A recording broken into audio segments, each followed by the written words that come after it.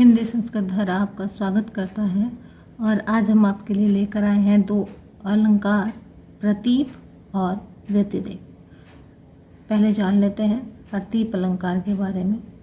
क्या है प्रतीप अलंकार, क्या है इसकी पहचान, क्या है इसकी परिभाषा।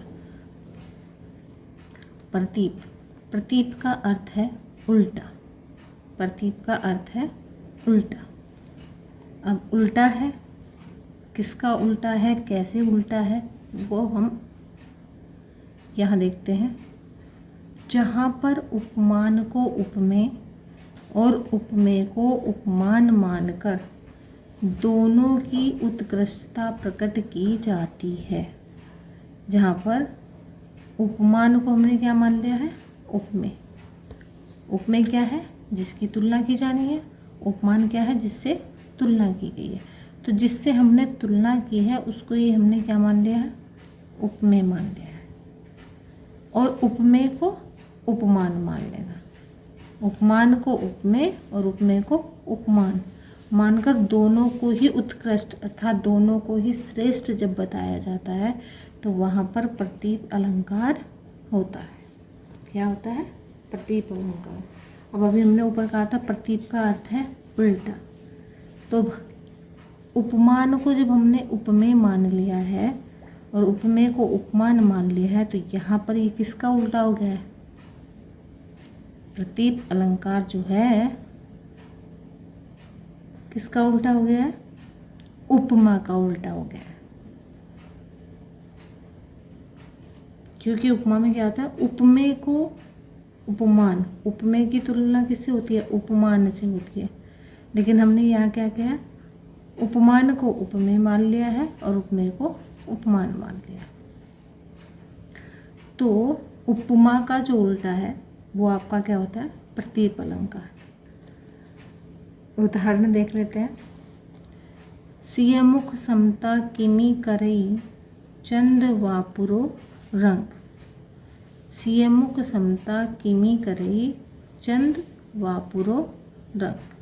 तो यहाँ पर सीता के मुख की समानता के किमी करे चंद वापुरो रंग।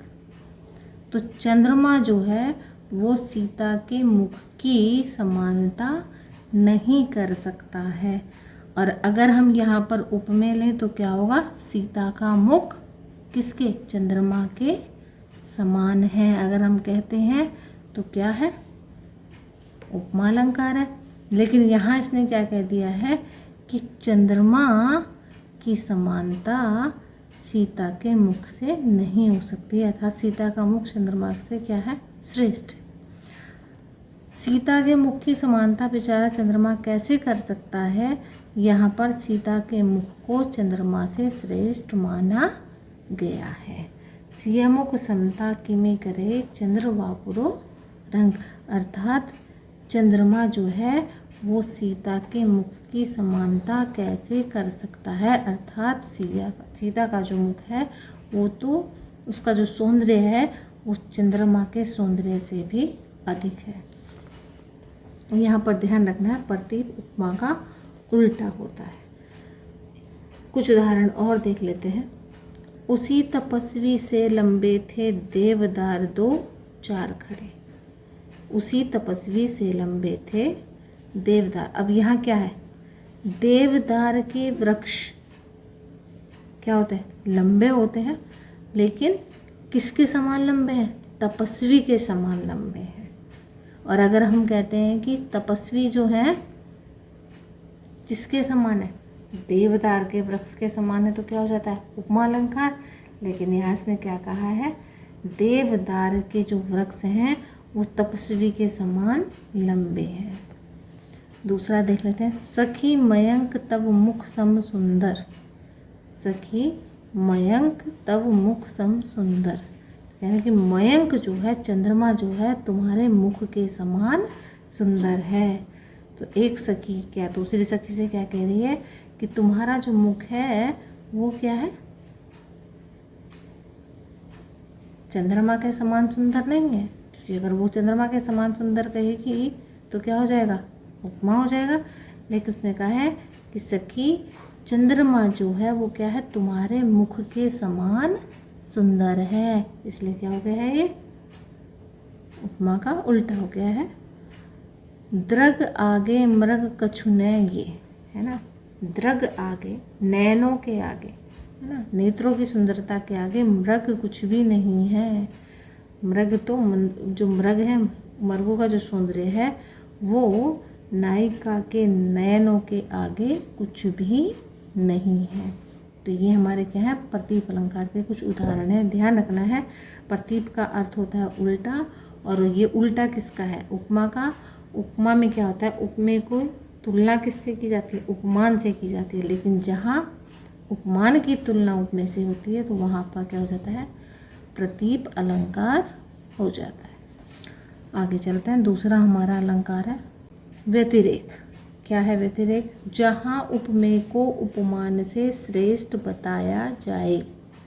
उपमेय को किससे श्रेष्ठ बनाना है, उपमान से श्रेष्ठ बताना है। उपमेय को उपमान के समान बनाया जाए तो आपका क्या होगा, उपमा। लेकिन यहाँ क्या है, उपमेय को उपमान से श्रेष्ठ बताया गया है, और उसका, और अगर वो श्रेष्ठ है तो क्यों श्रेष्ठ है, उसका कारण भी दिया जाता है। उपमेय को उपमान से श्रेष्ठ बताकर जहाँ उसका कारण भी दिया जाता है, वहाँ क्या होता है, आपका व्यतिरेक अलंकार होता है। उपमेय उपमान के समान है तो कौन सा हो गया आपका, उपमा अलंकार। उपमान उपमेय से तुलना की जाती है तो आपका कौन सा हो जाता है, प्रतीप। लेकिन उपमेय को उपमान से जब श्रेष्ठ बता दिया जाता है, उसके गुण उससे ज़्यादा अधिक हैं, वो उससे ज़्यादा श्रेष्ठ है, और क्यों श्रेष्ठ है उसका कारण भी वहाँ पर दिया जाता है, तो वहाँ क्या होता है, आपका व्यतिरेक अलंकार होता है। अब कैसे है, उदाहरण देख लेते हैं। साधु ऊंचे शैलसम, साधु ऊंचे शैलसम, साधु ऊंचे कैसे हैं, पर्वत के समान, है ना। जो सज्जन लोग हैं उनकी क्या है, उनके गुणों की चर्चा लोग बाग क्या करते हैं, उनका सम्मान क्या होता है, बहुत अधिक होता है। तो सज्जन लोग कैसे हैं, ऊंचे कैसे हैं, पर्वत के समान ऊंचे हैं, किंतु प्रकृति सुकुमार, लेकिन उनका व्यवहार कैसा है, कोमल, सुकुमार के समान, एक सज्जन व्यवहार है ना। तो सज्जनों को पर्वत के समान ऊंचा बताया गया है। साधु ऊंचे शैलसम, है ना, पर्वत कैसा होता है, कठोर होता है, तो ऊंचाई कैसी है, पर्वत के समान। लेकिन पर्वत के समान कठोर होकर भी उनका व्यवहार कैसा है, प्रकृति कैसी है, सुकुमार कोमल है। तो क्या हुआ, उपमेय क्या हो गया, साधु, है ना, उपमान क्या है, पर्वत। तो कैसे हैं, किसके समान है, पर्वत के, लेकिन समान तो है पर्वत के, ऊंचा तो उसके समान है, लेकिन उसमें एक और श्रेष्ठता है, पर्वत कठोर होता है, लेकिन साधु सज्जन जो लोग होते हैं उनका व्यवहार कैसा होता है, कोमल होता है, दयालु होता है। इसलिए उपमेय क्या है, उपमान से श्रेष्ठ हो गया, इसलिए यहाँ पर आपका कौन सा है, व्यतिरेक अलंकार है। इस वीडियो में इतना ही।